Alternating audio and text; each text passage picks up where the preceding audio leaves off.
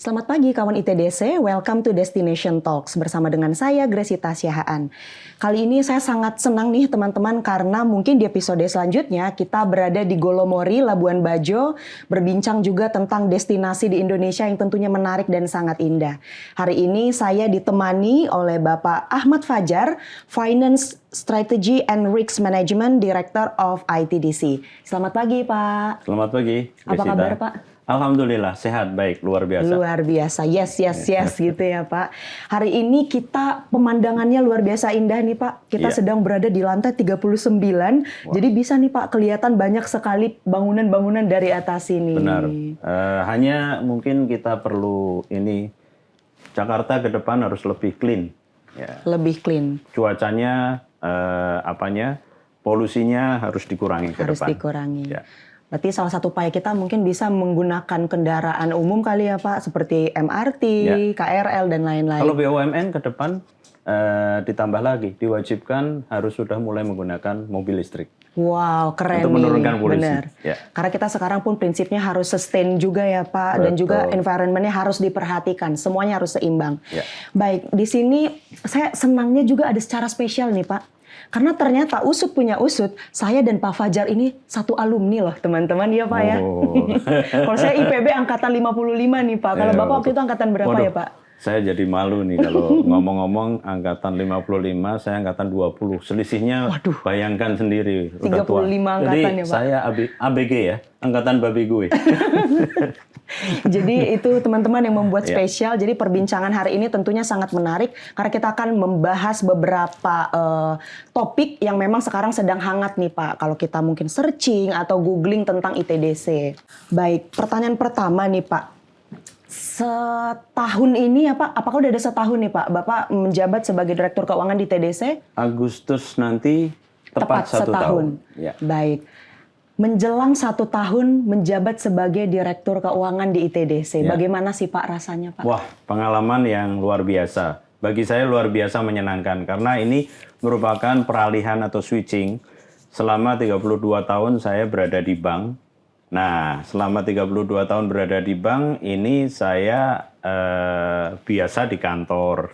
Kemudian biasa pekerjaan-pekerjaan yang terkait dengan rutinitas. Sekarang beda sekali. Walaupun saya memegang keuangan, namun demikian saya harus pindah kantor di Nusa Dua, di Jakarta, kemudian ke Mandalika, dan terakhir ke Golomori. Nah ini perubahan yang luar biasa, tapi ini sesuai dengan keinginan saya dulu, Grace. Wow, berarti enjoy, dimana happy ya Pak? Saya pensiun, pengennya istirahat. Jadi saya mengundurkan diri sebagai Dirut Bank Victoria waktu itu, kemudian saya pengennya jalan-jalan. Ternyata dikabulkan oleh Tuhan. Saya diberi tugas oleh Kementerian BUMN untuk menjadi Direktur Keuangan di ITDC. Ini luar biasa, ternyata harus jalan-jalan juga. Nah ini alhamdulillah diberikan kesempatan seperti ini dan harus melakukan di sektor real. Tentunya beda sekali di sektor perbankan kita yang memberikan kredit, di sektor real kita yang harus melaksanakan betul-betul real di usaha kita dan kita harus ditagih juga oleh bank. Berarti sejauh ini enjoy sekali ya Pak bekerja di ITDC ya Pak? Alhamdulillah, dinikmati aja, semuanya dinikmati kalau diniati dengan baik. Sebagaimana kalau doa Tuhan kita kepada Tuhan, kita masuk ke suatu tempat dengan cara yang baik, keluar dari suatu tempat dengan cara yang baik pula. Baik, Ya. luar biasa. Saya jadi makin semangat nih Pak. Baik, kita langsung saja nih ya Pak ya. Jadi beberapa waktu belakangan ini Pak sedang ramai kalau kita searching Mandalika, ITDC. Topik yang paling mencuat itu adalah tentang kita punya utang nih Pak. Yang katanya itu sekarang di angka 4,6 triliun. Tapi kita menyebutnya lebih enak kewajiban kali ya Pak ya. Yeah. Nah sebenarnya bagaimana sih Pak peruntukan dari angka tersebut terhadap Mandalika sendiri nih Pak? Ya, mungkin ini sudah beberapa kali disampaikan oleh Pak Erick Thohir, kemudian Pak Doni Oskaria dari Injurni, menyampaikan untuk meluruskan hal ini. 4,6 triliun utangnya ITDC atau leverage atau utang untuk mengungkit. Ya, artinya mengungkit itu apa? Ini adalah bagian daripada penugasan kami untuk pembangunan daerah kawasan ekonomi khusus Mandalika. Jadi seluruh Mandalika nih. di Nusa Tenggara Barat, bukan hanya untuk sirkuit. Nah, angka 4,6 ini kalau istilah perbankannya adalah plafon yang kami terima. Bank percaya memberikan kami plafon 4,6. Outstanding-nya mungkin sekitar 3,6 triliun saja. Jadi artinya masih ada room lagi, namun demikian kita harus lihat repayment capacity kita ke depan. Jadi angka 4,6 itu adalah hutang untuk membangun infrastruktur di Mandalika, di mana infrastruktur itu satu sirkuit untuk traffic puller menarik. Betul. Yang kedua adalah untuk membangun kawasan itu harus supply side-nya harus diamankan dulu apa? Infrastruktur jalan, yang kedua listrik, yang ketiga telekomunikasi, kemudian airnya. Nah, kita juga termasuk di dalamnya membangun listriknya, membangun airnya, membangun gorong-gorong untuk utility duct-nya yang 3x3 meter. Dan itu semuanya dibiayai untuk pembangunan jangka panjang. Kalau investor sudah masuk Mandalika seperti halnya di Nusa Dua yang sudah settle punya kami, nah itu nanti tentunya investor akan nyaman. Masuk udah langsung beroperasi. Nah itulah yang kita bikin, Grace. Intinya itu. Ya, jadi satu, karena kami sebagai BUMN mendapatkan penugasan dari pemerintah untuk membangun destinasi prioritas, di mana destinasi ini melalui peraturan pemerintah kami harus membangun. Jadi fungsi BUMN sebagai agent of development. Jadi itu dibiayai yang pertama dari APBN melalui PMN, yang kedua yang lebih besar lagi adalah melalui itu tadi dari pinjaman jangka pendek, menengah dan panjang. Nah itu kira-kira gitu, Grace. Jadi utang-utang ini semuanya adalah untuk meleverage supaya kedepannya infrastruktur sudah siap, investor masuk. Ini sudah jalan dengan baik ke depan.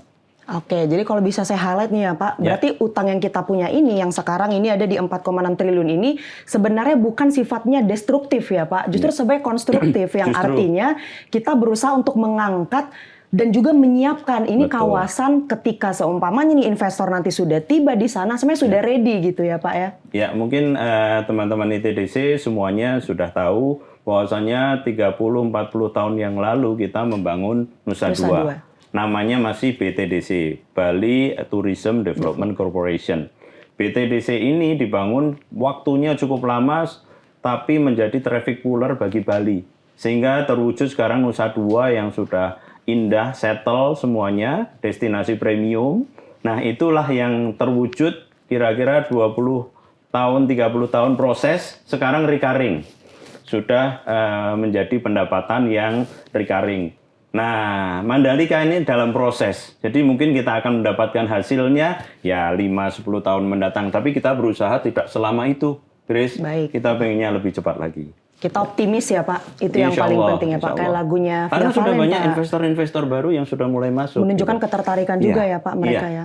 Baik, yang penting di sini teman-teman yang perlu kita ingat juga adalah utang sebesar ini dilakukan untuk tetap sifatnya membangun, itu yang pertama. Betul. Dan yang kedua, pembangunan ini juga dipersiapkan untuk pengembangan destinasi yang tentunya menyentuh 3A. Ada aspeknya, yaitu amenitas, ada atraksi, dan juga akomodasi. Jadi ini yang betul-betul kita upayakan nih sekarang ya Pak ya. Setuju sekali, Grace. Jadi kalau dulu hanya destinasi wisata itu mengandalkan anugerah Tuhan, comparative advantage, di mana 3S. 3S. Sea, Sand, apalagi satu lagi? Sea, Sand, and Sun. Matahari. Nah, sea, sand, and sun.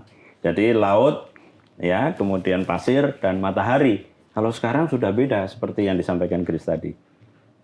Jadi sudah lebih komprehensif, lebih komplit, dan juga ya upayanya pun tidak bisa main-main ya Pak. Kita butuh waktu juga ya Pak. Betul. Tapi berbicara tadi tentang 3S di prinsip saya beda nih Pak. Apa tuh, Grace? Kalau saya senyum sapa salam gitu Pak. Luar biasa nih. Grace adalah karyawan termuda di ITDC. Nah, di sini kita bisa melihat bagaimana dia semangatnya, bagaimana untuk attract, karena tagline kita creating destination ini betul-betul menjadi hal yang harus kita idolakan, harus kita wujudkan. Ya. Baik, terima kasih Pak. Dan selanjutnya nih Pak, karena tadi saya sempat dengar ada statement Bapak yang mengatakan ITDC kan sifatnya ini kita penugasan nih Pak. Nah, bagi sebuah perusahaan BUMN yang tengah mengemban penugasan, kewajiban penyelesaian utang ini apakah sebenarnya Pak dengan angka yang tadi nih Pak, apakah masih tergolong aman? Ya, Rasio hutang itu harus kita bandingkan dengan ekuitas kita. Ekuitas kita tahun ini kalau kita dapat PMN lagi bertambah. Jadi rasio ekuitas terhadap hutang, rasio hutang terhadap ekuitas atau debt to equity ratio kita angkanya masih 2,4 kali.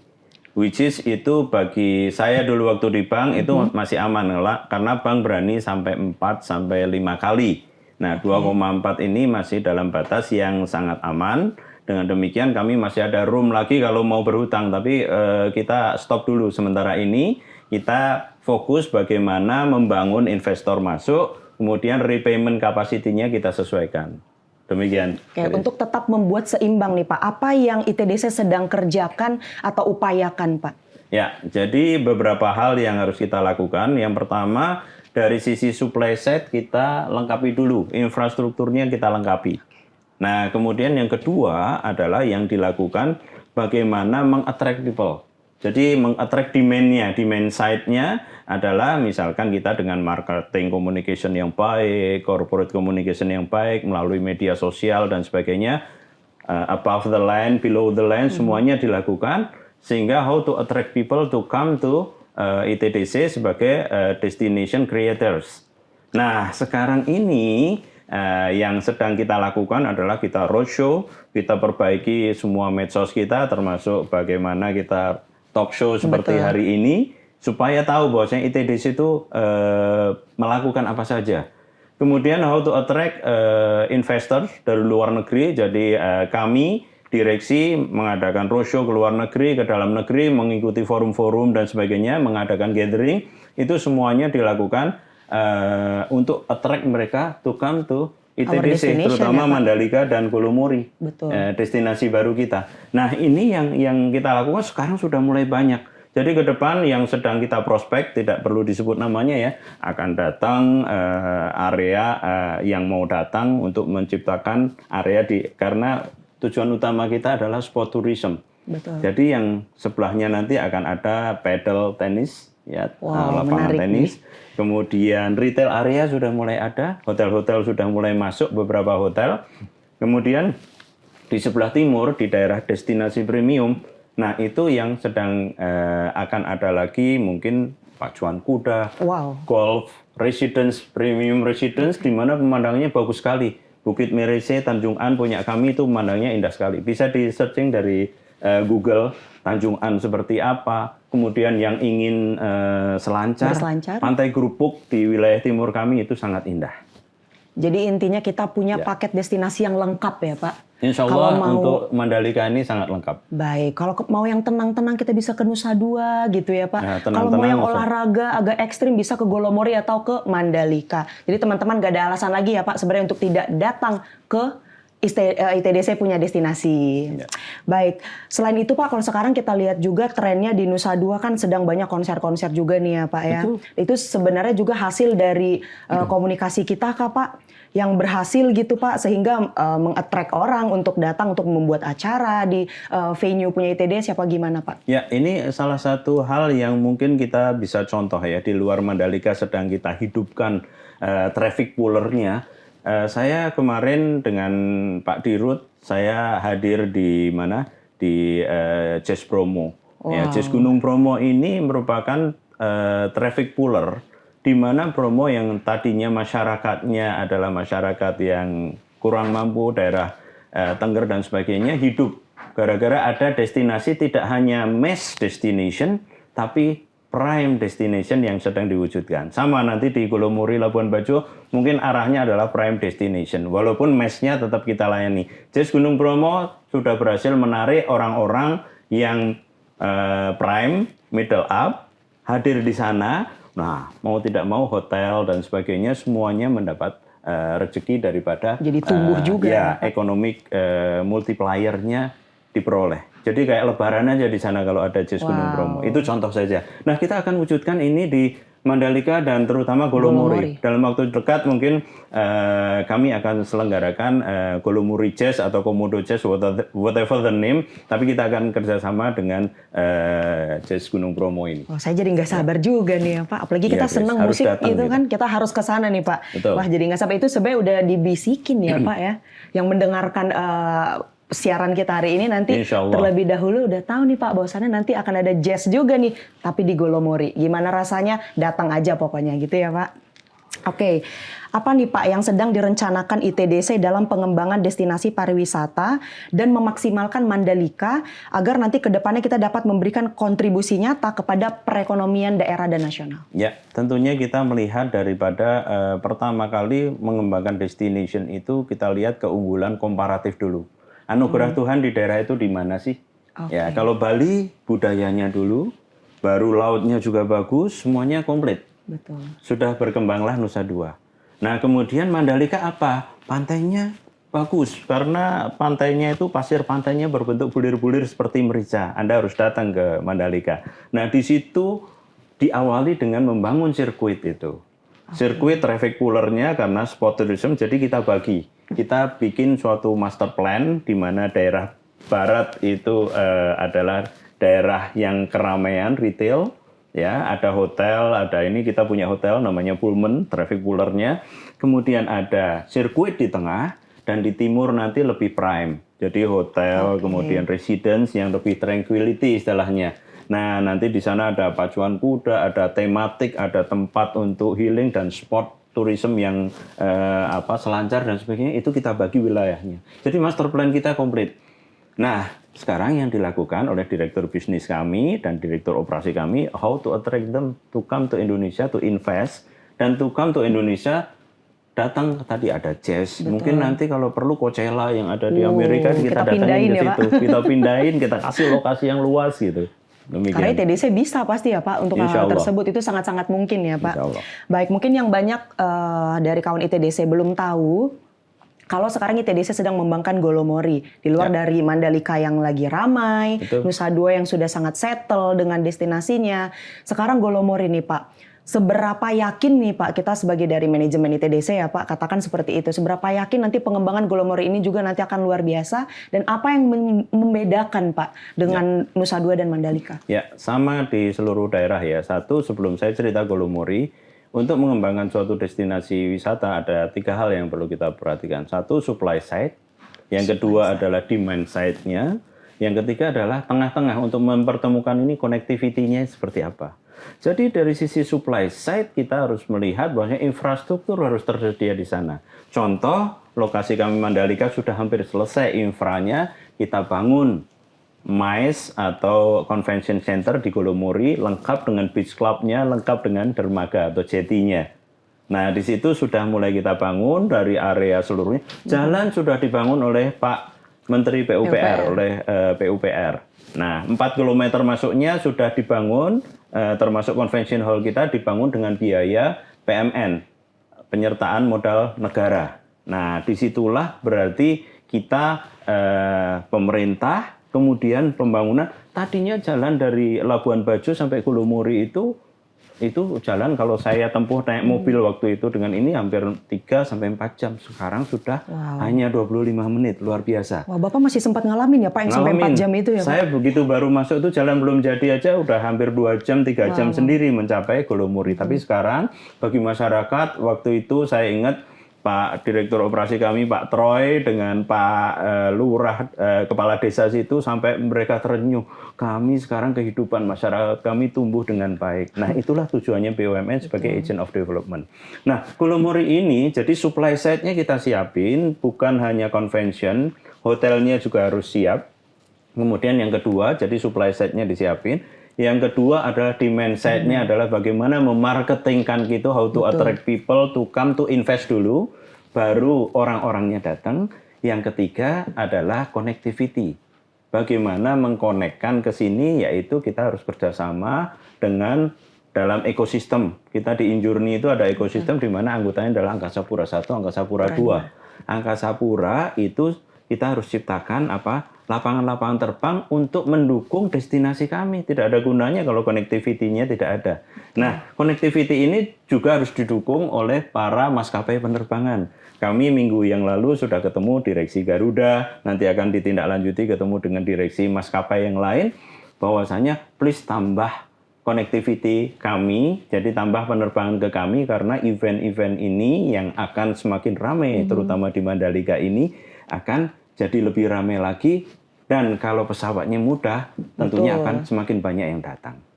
Itu kira-kira gambarannya, Chris. Baik, berarti yang perlu kita garis bawahi dalam pengembangan destinasi ini tidak bisa kerja sendiri ya Pak? Betul. Kita butuh juga tangan-tangan lain untuk saling menopang sehingga memang untuk menjadikan Indonesia menjadi lebih baik gitu ya Pak. Bersyukur Jadi sekali ini mungkin BUMN menciptakan ekosistem yang namanya InJourney. Jadi InJourney itu lengkap ya. Jadi InJourney sebagai holding kami ada Angkasa Pura 1, Angkasa Pura 2, Taman Wisata Candi, hotelnya Hotel Indonesia, kemudian ada kami ITDC. Ini anak yang paling terakhir dari InJourney. Tentunya ini akan mensupport aviasi dan pariwisata lengkap. Jadi kompleks semuanya sudah lengkap-lengkip gitu ya Pak ya. Baik, apa sih Pak sekarang cara ITDC dalam mengembangkan destinasi pariwisata yang akan dikelola sehingga nanti kalau kita lihat-lihat nih Pak daya tariknya itu kalau bisa dikatakan dalam 5 tahun ke depan mungkin sudah bisa kelihatan apa Pak upaya yang paling gencar yang sedang kita upayakan? Ya, yang paling gencar adalah bagaimana menselaraskan satu ekosistem itu. Seperti saya bilang tadi, supply side-nya kita selesaikan dulu. Jadi kayak orang mau berproduksi, orang mau punya pesawat yang bagus, bandaranya kita selesaikan dulu. Siap. Baru pesawatnya kita suruh datang. Nah, baru kita promo dan sebagainya. Jadi supply side dan demand side ditambah connectivity itu tadi akan menciptakan suatu competitive advantage. Sementara daerah misalkan kita ingin membangun daerah Toba atau membangun daerah Likupang atau Mandeh di Padang, itu tentunya mereka sekarang ini sudah punya comparative advantage. Artinya apa? Anugerah dari Tuhan. Nah, kita ciptakan dari komparatif ini menjadi suatu kompetitif jika ini supaya bisa bersaing. Anda tahu daerah Buriram itu dari pusat kota Thailand di Bangkok itu agak jauh. Tapi sekarang jadi destinasi karena apa? Balapnya dan sebagainya destinasi yang lumayan ramai sekali. Anda tahu Seychelles yang ada di Afrika sana, mereka terkenal dengan destinasi anugerah alamnya yang sangat bagus, pantainya bagus, terkenal bahkan mereka bisa menerbitkan apa yang namanya blue bonds. Ya, kalau obligasi itu biasanya untuk ini adalah green bonds, ini blue bonds. Karena apa? Anugerahnya adalah dari laut. Nah, itulah contoh-contoh dikembangkan ke depan mungkin Indonesia juga bisa kita akan terbitkan obligasi jangka panjang untuk membiayai semua tourism di Indonesia. Itu yang kita cita-citakan. Baik, menarik banget nih Pak. Pastinya semuanya itu dengan satu tujuan menjadikan destinasi ini tidak berjalan di tempat ya Pak. Semuanya harus bergeliat secara ekonomi ataupun dampaknya itu bisa langsung dirasakan oleh masyarakat. Baik, ini Pak tidak terasa sebenarnya kita sudah mulai di ujung pembicaraan kita nih Pak, perbincangan kita. Saya ingin tanya nih Pak terakhir, gimana nih Pak pandangan Bapak nanti untuk prospek industri pariwisata ke depan Pak? Ya, saya mengalami sendiri, saya punya zamannya masih di bank 3-4 tahun yang lalu. Jadi waktu 2 tahun yang lalu masih ada pandemi COVID. Itu kalau dilihat dari mappingnya, mungkin bisa nanti ada grafiknya ditunjukkan, itu tourism itu paling belakang. Karena apa? Tourism ini adalah isinya ada lengkap ya, aviasinya, pariwisatanya, gara-gara COVID mandek semua. Hotel-hotel di Bali, nasabah saya waktu itu sudah ditumbuhi rumput karena mereka orang-orangnya di PHK tidak beroperasi dengan baik karena apa? Pandemi. Nah, itu yang paling terbelakang. Tapi kalau sekarang dilihat mungkin petanya di Bank Indonesia atau di data statistik, mappingnya udah berubah. Tourism sudah mulai berkembang lebih cepat dibandingkan sektor lainnya karena mereka sudah pada mulai datang ke Indonesia, turis domestik sudah mulai pada ke Bali, ke Mandalika, ke Labuan Bajo. Nah, inilah yang meningkatkan sehingga occupancy rate kita tahu bahwasanya di Bali, di hotel-hotel kami yang di Nusa Dua, itu sudah di atas 80% sekarang. Hari-hari biasa di atas 70%. Jadi apalagi kalau pas weekend atau long weekend, ada libur panjang hari kejepit, waduh itu susah mencari hotel di Bali, di Mandalika. Bahkan hotel kami Pak, teman-teman sekalian, hotel kami yang ada di Pullman baru diresmikan Pak Menteri di Mandalika, di Mandalika ya. Tanggal 9 Juli kemarin. Tanggal 9 Juli kemarin, Grace kebetulan menjadi MC-nya juga. Nah, di situ disampaikan bahwasanya untuk MotoGP yang akan datang, hotel kami sudah full. Nah, itu berarti untuk MotoGP kapasitas hotel masih banyak opportunity untuk dibangun. Ya, karena apa? Kapasitas hotel di Nusa Tenggara Barat itu hanya kurang lebih 20.000. Sementara minimum yang hadir nanti di MotoGP Oktober yang akan datang itu kurang lebih 70.000. Jadi kapasitasnya mau tidak mau homestay akan menjadi banyak. Nah, ini ekonomi masyarakat Mandalika dari survei Kompas yang terakhir ini sudah meningkat sekali gara-gara adanya MotoGP dan World Superbike itu. Gitu, Grace.